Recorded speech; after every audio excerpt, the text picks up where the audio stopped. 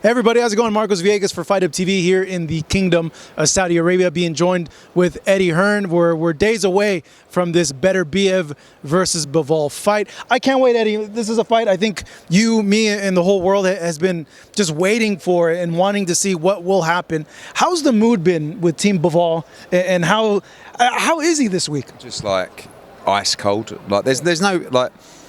You know, with Dmitry, I saw him yesterday at the arrivals, and I was like, "You ready?" Of course.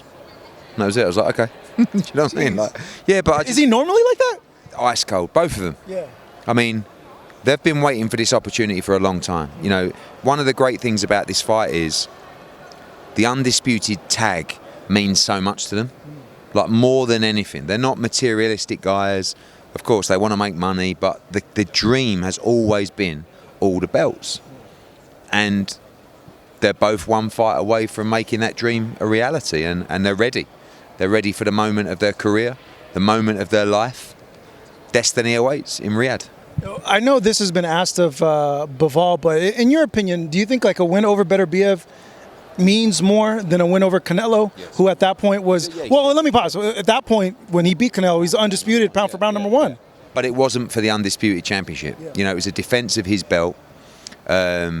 I think at the same time, you know, it was a fighter coming up in weight, albeit a pound for pound #1. But this is the fight. You know, this is the best in the division. This is the unified world champion. This is for undisputed. And he's already said in his interviews, like, this victory would mean so much more to me than the Canelo Alvarez victory, even though that was the victory that gave him the profile to be able to earn money and be involved in nights like this. So say everything goes to plan and he does become undisputed, Eddie. Like where does Bivol go from that point in your eyes, putting your promoter hat on it and looking at it on that sense?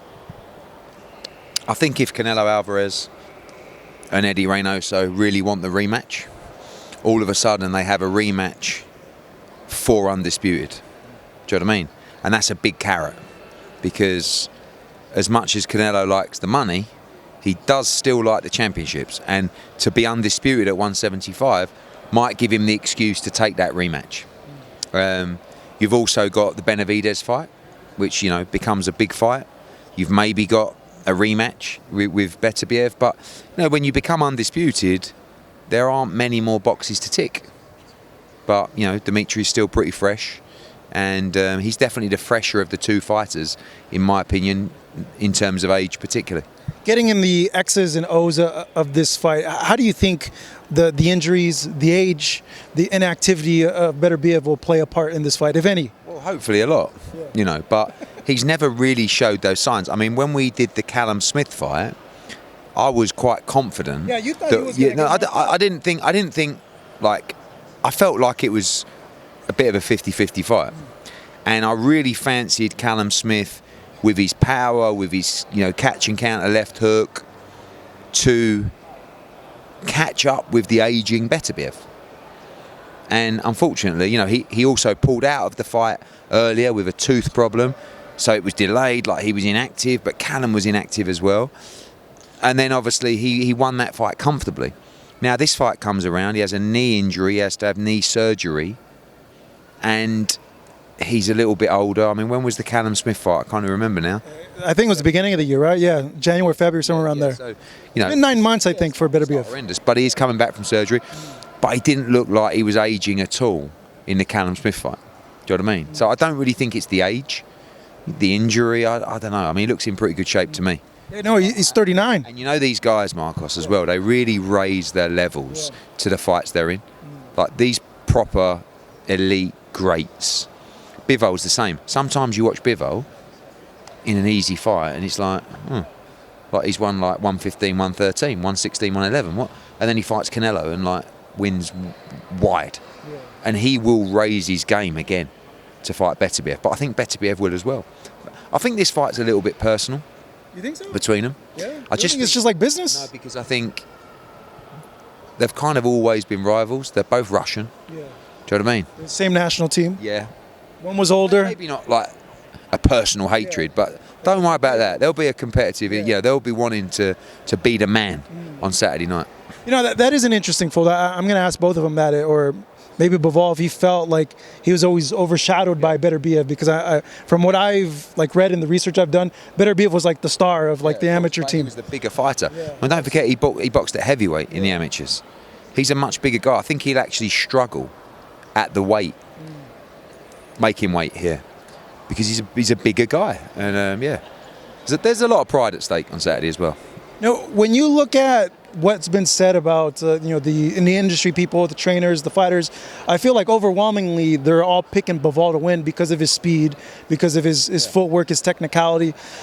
Do you see it that way? Do you feel because of those things, like people should really be feeling that Bivol should be the favorite in this fight? I think it's a pure 50-50 fight, and I think that both guys have so much more than the advantages that people are giving them. So, when they talk about Beterbiev, they keep saying, oh, it's his power. He cuts off the ring very good. His feet's good. His balance is excellent. His shot selection's really good.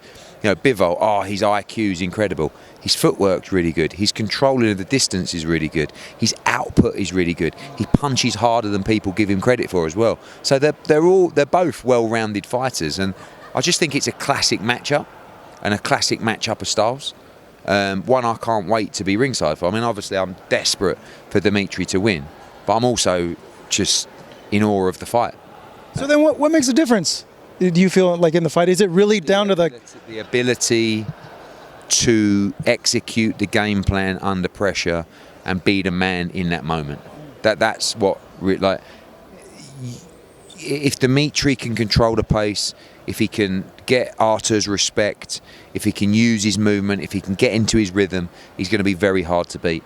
And if Artur has success early, it's going to be a very hard night for Dmitry Bivol.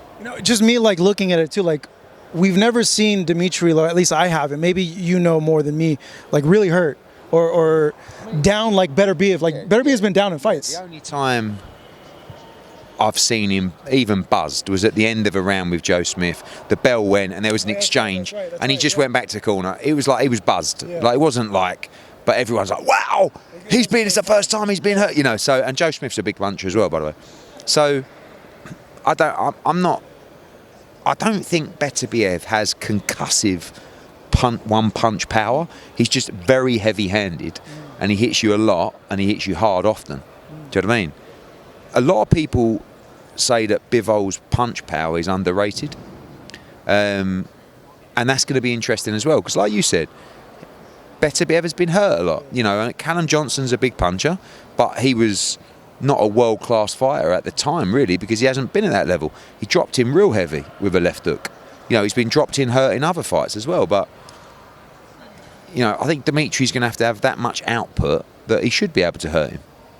But if he can hurt Beterbiev, he's got a fantastic chance in this fight. I wondered about that too. Like, if he connects compared to the other times he's been hurt, like, I feel like Dmitry's going to go for it, and he could finish him because of what you said. Like, I think people are reluctant to have a high output against Beterbiev because he actually likes to exchange with you.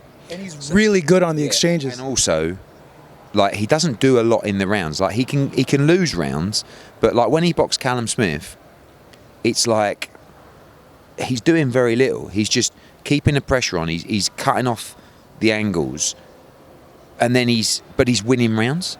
Like, the one thing that Dmitry can't afford in this fight is to be well behind after halfway and busted up. Like, that's a disaster against Beterbiev. You have to hit that halfway point fresh and winning. Do you know what I mean? And like I said yesterday in all these interviews, it's a ticking time bomb. Like, you wind it up and you let it tick round, and he's going to get you. But can you get out of there before he gets you? And most can't. They can't control the time of that ticking. You know what I mean? And Dmitry can. Do you foresee him being able to knock out Beterbiev, in your opinion, or is the only way that Dmitry wins is 12 rounds? I think he's sharp enough, and he punches sharp enough to definitely hurt Beterbiev. Can he knock him out? Quite possibly. I mean, I think that Beterbiev can be a little bit predictable at times, and I think the more frustrated he'll get, the more predictable he'll get, and I think Dmitry will be able to read him quite well in this fight. But you've still got to handle the power and the pressure. Do you know what I mean? It doesn't matter if you can handle what he's doing, and if you're taking shots and you're getting hurt, it changes the fight, and that can happen very quickly. Lately, the power punching guys have been able to get these results and win. Like, I don't know, for some reason I keep thinking Tank. Like, Tank's always down in all his fights, but then all of a sudden he breaks you down and he knocks you out. Yeah, same. I mean, I think Beterbiev doesn't lose as many rounds. People don't like it, especially the Tank fans, when I say he loses a lot of rounds. He does. Like, when he stopped Ryan Garcia, he lost rounds in that fight. When he stopped Frank Martin, what was it, all square or close, or, you know, or he was one up. Yeah, I know. And then even Barrios, Leo Santa Cruz, same thing. So that's why I pick Shakur Stevenson to beat Gervonta Davis, because I just think he's going to win rounds against him. Now, again, same thing. If he catches up with you and starts hurting you, the fight changes and it becomes very difficult. But if you're good enough to control the fight, then you can outlast him and you can win. And that's basically the same as this fight on Saturday. If you're too good and your feet are too good, people always fall into the mistake of thinking that these fighters with great footwork and who people might think are a little bit boring or box off the back foot, all you've got to do is walk them down and let your hands go. It don't work like that, because they'll ping you left, right and centre, and then they'll move off at angles.